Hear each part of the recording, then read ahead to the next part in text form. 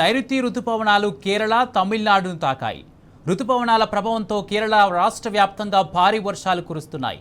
రాత్రి నుంచి కురుస్తున్న కుండపోత వానలతో పలు జిల్లాల్లో జనజీవనం స్తంభించింది.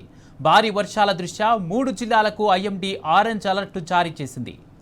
అలప్పుజ, కొట్టాయం, ఎర్నాకులం జిల్లాలు అప్రమత్తంగా ఉండాలని సూచించింది. పలు ప్రాంతాల్లో ఉరుములు, మెరుపులతో కూడిన భారీ వర్షాలు పడే అవకాశం ఉందని, గంటకు గరిష్టంగా 40 కిలోమీటర్ల వేగంతో ఈదురుగాలు వీస్తాయని తెలిపింది.